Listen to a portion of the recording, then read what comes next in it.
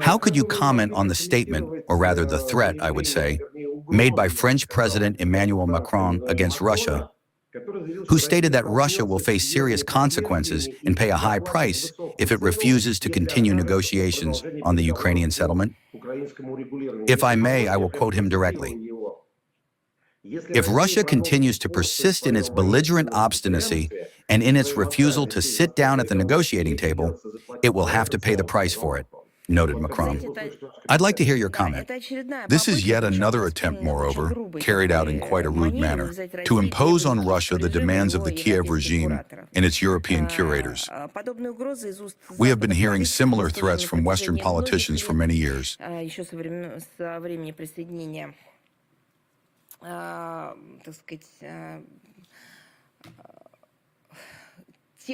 Ever since the times when they allegedly wanted, in words, to support the Minsk agreements.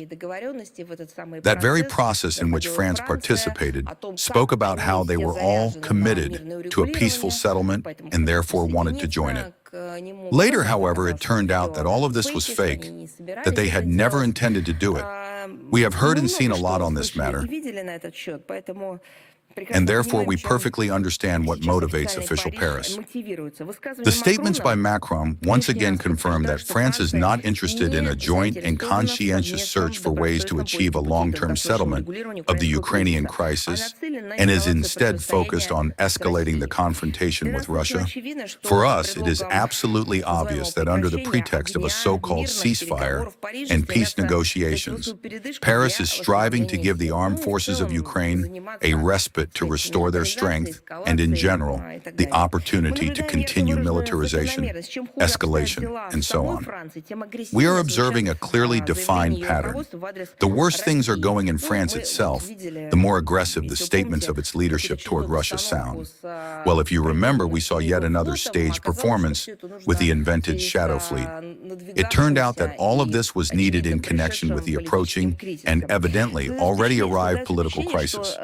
It creates the impression that, by intensifying its anti-Russian rhetoric, official Paris is trying to compensate with loud words for its own failures. To divert the attention of French citizens from the internal political tsunami that has engulfed France in recent months. Under these conditions, it has come to the point where French political forces from different sides are calling for the resignation of the country's president as almost the only way to resolve the national crisis.